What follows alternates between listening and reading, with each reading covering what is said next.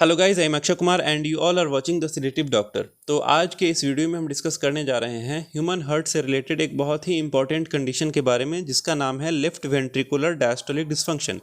इस टॉपिक पर मैंने बहुत समय पहले भी एक वीडियो बनाया था, यूट्यूब पर डाला था, जिसे काफ़ी सारे लोगों ने देखा था।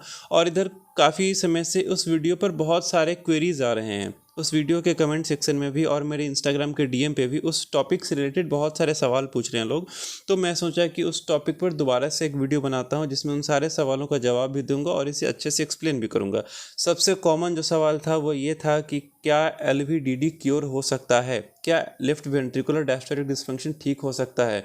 तो इन सारे सवालों का जवाब मैं आज के इस वीडियो में दूंगा और इसे अच्छे से एक्सप्लेन करने का कोशिश करूंगा। ठीक है, तो चलिए शुरू करते हैं। सबसे पहले एलवीडीडी यानी कि लेफ्ट वेंट्रिकुलर डायस्टोलिक डिसफंक्शन, इसे समझने के लिए पहले ये समझिए कि हार्ट का स्ट्रक्चर क्या होता है। कि इमेजिन कीजिए हार्ट का स्ट्रक्चर क्या होता है। ठीक है, तो हमारे हार्ट में 4 चेंबर्स होते हैं, राइट एट्रियम, राइट वेंट्रिकल और left atrium and left ventricle.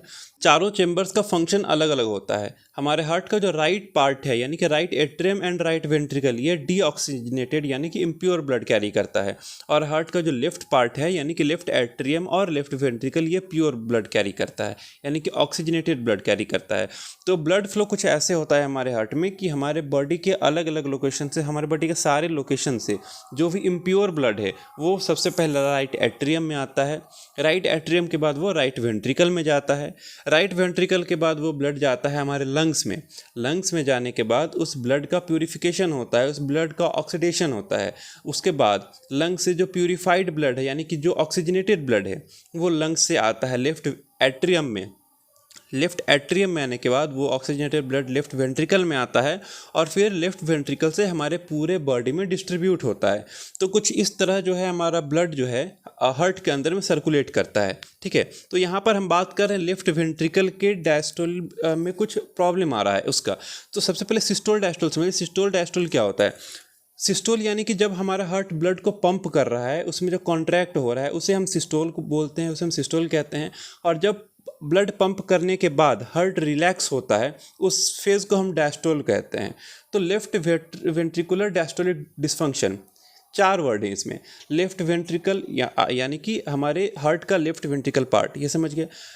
Diastolic dysfunction, diastolic dysfunction कहने का मतलब कि डायस्टोल मीन्स हार्ट का रिलैक्स होना और डिसफंक्शन मीन्स एनी एबनॉर्मेलिटी, यानी कि लेफ्ट वेंट्रिकल को रिलैक्स होने में कोई प्रॉब्लम हो रहा है, लेफ्ट वेंट्रिकल सही से रिलैक्स नहीं हो पा रहा है। इसे रिलैक्सेशन एबनॉर्मेलिटी भी कहा जाता है। तो basically left ventricular diastolic dysfunction क्या है कि हमारे हार्ट का लेफ्ट वेंट्रिकल सही से रिलैक्स नहीं कर पा रहा है, सही से डायस्टोल नहीं कर पा रहा है। अब वो सही से डायस्टोल क्यों नहीं कर पा रहा है? क्योंकि लेफ्ट वेंट्रिकल का मसल स्टिफ हो चुका है।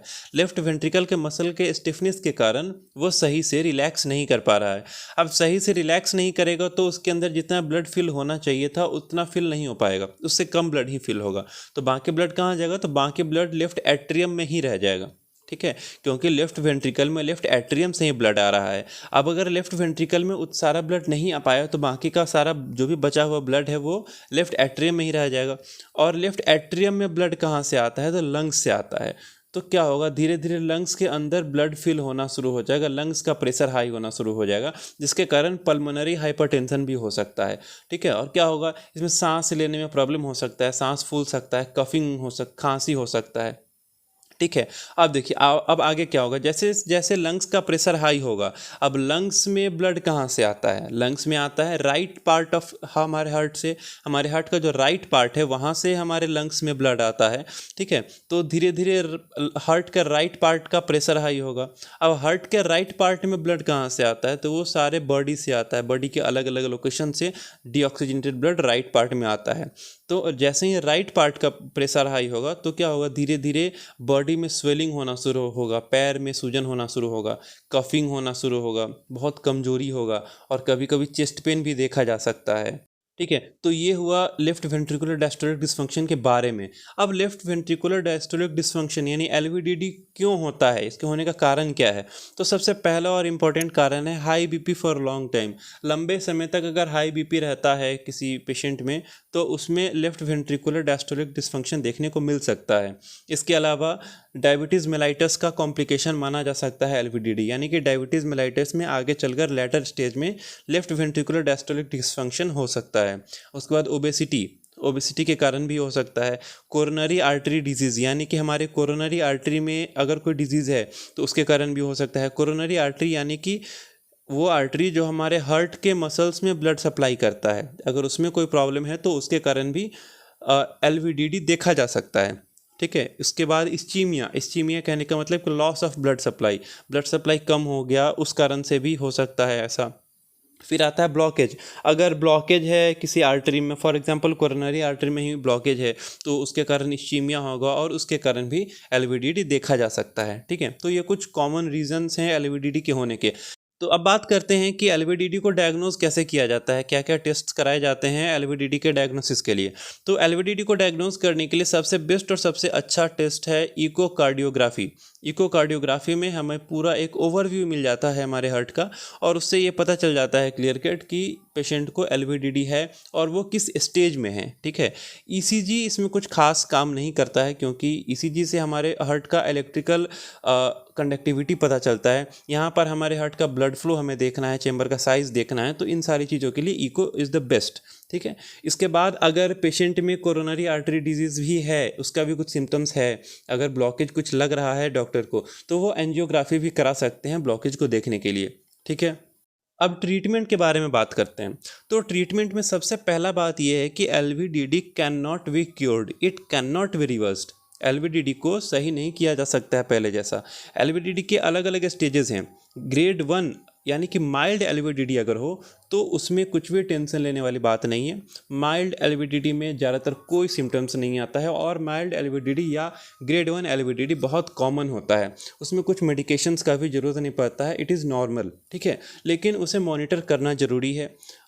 साल भर या 6 महीने बाद उसमें इकोकार्डियोग्राफी करा के हम देख सकते हैं कि कुछ आगे तो बढ़ नहीं रहा है। ठीक है।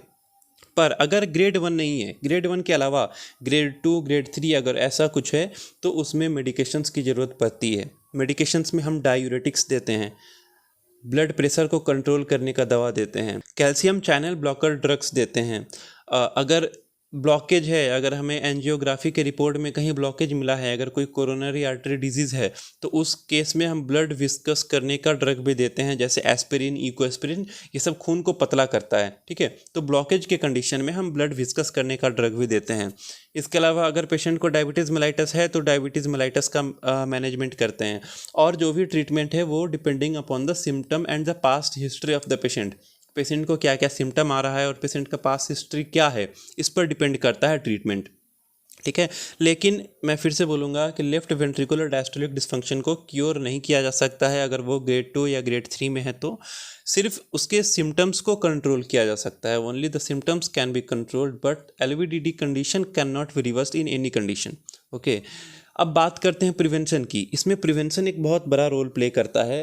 ठीक है। तो प्रिवेंशन में सबसे पहला और इम्पोर्टेंट है कि healthy diet, regular healthy diet लेना है पेशेंट को, रेगुलर एक्सरसाइज करना चाहिए। ठीक है। ज़्यादा तेल मसाले वाला खाना नहीं खाना चाहिए। अगर स्मोकिंग या अल्कोहल लेते हैं तो उसे पूरी तरह से अवॉइड करना चाहिए, क्योंकि स्मोकिंग और अल्कोहल ये सब, खासकर स्मोकिंग, हमारे बॉडी के अंदर जो भी ब्लड वेसल्स हैं, हार्ट का जो भी मसल है, उसे स्टिफ करने में एक बहुत बड़ा रोल होता है स्मोकिंग का। ठीक है। तो इन सारी चीज़ों को अच्छे से अवॉइड करना चाहिए। ठीक है।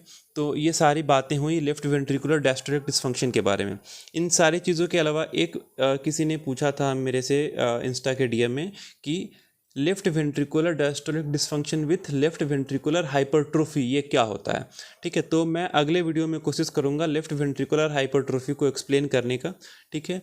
तो आज के लिए बस इतना ही। आई होप आप लोगों का सारा डाउट्स था, जो भी आप लोगों का क्वेरी था वो क्लियर हो चुका होगा। अगर अब भी कोई डाउट है तो आप हमसे पूछ सकते हैं, हमारे कमेंट सेक्शन में पूछिए या फिर हमारे इंस्टा के डीएम में जाइए, वहाँ मैसेज कीजिए। अगर इस चीज़ पर आप पढ़ना चाहते हैं तो हमारे वेबसाइट पे अपलोडेड है, आप वहाँ पर जाके पढ़ सकते हैं। हमारे वेबसाइट इस वीडियो के डिस्क्रिप्शन बॉक्स में दिया हुआ है।